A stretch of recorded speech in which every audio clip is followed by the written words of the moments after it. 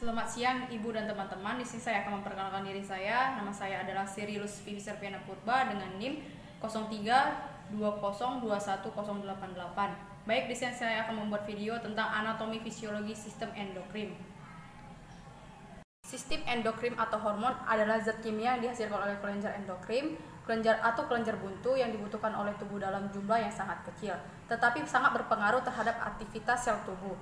Kelenjar endokrin adalah kelenjar penghasil hormon yang tidak memiliki saluran pengalir atau saluran buntu. Kemudian kita masuk perbedaan sistem hormon atau endokrin dan sistem saraf. Seperti yang kita ketahui, sistem hormon dan sistem saraf keduanya termasuk ke dalam sistem regulasi yang berpengaruh semua kegiatan tubuh. Perbedaannya ialah yang pertama adalah sistem saraf berfungsi mengatur interaksi tubuh dengan lingkungan, inisiasi cepat dan durasinya kerja sebentar. Sedangkan sistem endokrin atau hormon ini berfungsi untuk mengatur interaksi sel atau organ, inisiasi lambat dan durasinya sangat lama. Nah, sekarang kita masuk kepada anatomi fisiologi sistem endokrin. Baik, yang pertama adalah kelenjar hipofisis. Dapat kita lihat pada bagian di sini. Inilah bagian teman-teman.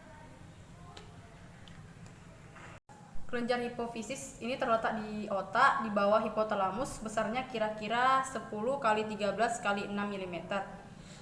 Ini pada dasarnya adalah pusat otak untuk mengendalikan semua tindakan dari kelenjar sistem endokrin, termasuk merangsang pertumbuhan dan hormon perkembangan.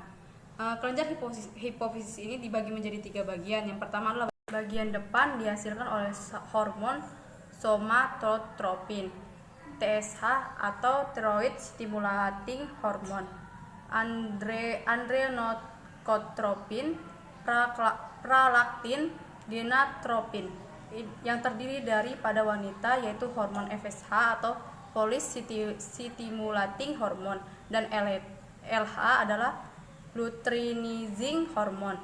Pada laki-laki yaitu hormon FSH atau follicle stimulating hormone dan ICTH interstitial cell stimulating hormone.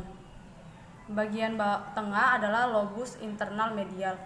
Ini menghasilkan hormon melanotropin. Bagian belakang posterior menghasilkan hormon oksitosin, hormon ADH atau antidiuretik hormon. Yang kedua adalah kelenjar pineal. Dapat kita lihat di sini lah bagiannya teman-teman. Kelenjar pineal disebut dengan conarium, epiphysis cerebri, organ pineal, dan kelenjar endokrin.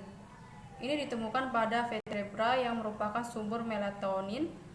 Pada manusia dewasa, panjangnya sekitar 0,8 cm dan beratnya sekitar 0,1 gram.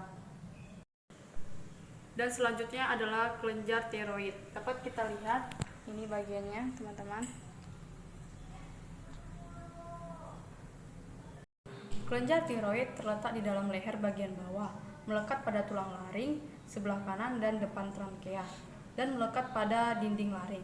Ini menghasilkan hormon tiotroinium, trioxin, kalsitonin. Fungsi hormon trioxin, triodotironin adalah untuk mengontrol metabolisme dan suhu tubuh. Sedangkan fungsi hormon kalsitonin adalah mengurangi kadar kalsium dalam darah.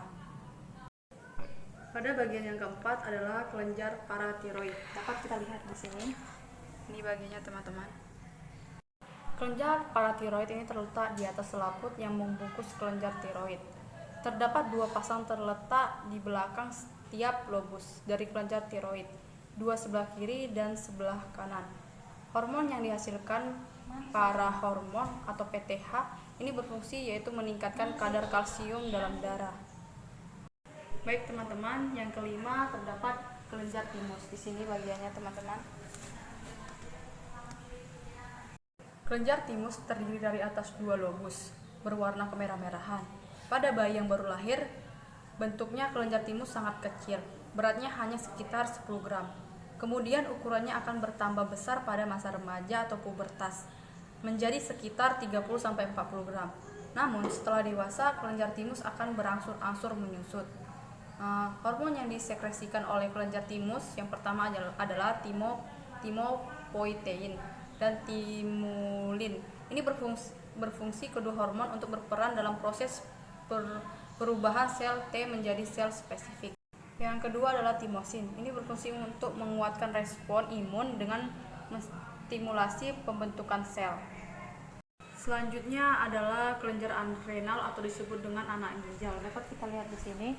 Ini terbagi menjadi dua. Yang pertama di sebelah sini teman-teman, dan yang kedua di sebelah sini. Ini beratnya kira-kira 5-9 gram dan berjumlah 2 sesuai dengan jumlah ginjal. Kelenjar adrenal dibagi menjadi dua. Yang pertama adalah korteks.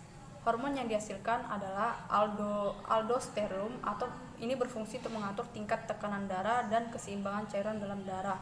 Kortison atau berfungsi meningkatkan kadar glukosa darah. Androgen ini berfungsi untuk mengatur hormon seks pada pria. Yang kedua adalah medula. Hormon yang dihasilkan adrenalin dan noradrenalin ini berfungsi untuk merespon kondisi stres fisik atau mental. Yang ketujuh adalah kelenjar pankreas. Dapat kita lihat di sini bagiannya teman-teman. Kelenjar pankreas terletak di dekat kepala duodenum. Hormon yang dihasilkan insulin dan glukagon. Fungsinya insulin mengubah glukosa menjadi glikogen, sedangkan glukagon mengubah glikogen menjadi glukosa. Yang terakhir terdapat kelenjar gonad. Di sini teman-teman, ini terdapat menjadi dua. Pada pria disebut dengan testis dan pada wanita disebut dengan ovarium. Kelenjar gonad yaitu kelenjar yang menghasilkan hormon reproduksi. Pada wanita, kelenjar ovarium, hormon yang dihasilkan adalah estrogen, progesteron. Hormon-hormon ini memberikan kontribusi pada siklus menstruasi. Yang pada laki-laki, kelenjar testis, hormon yang dihasilkan oleh testosteron. Hormon testosteron ini berperan dalam perubahan fisik pada laki-laki seperti pembentukan jakun suara, jakun dan lain-lain, dan berperan dalam sistem reproduksi untuk spermatogenis. Demikian video penjelasan dari saya tentang anatomi fisiologi sistem endokrin.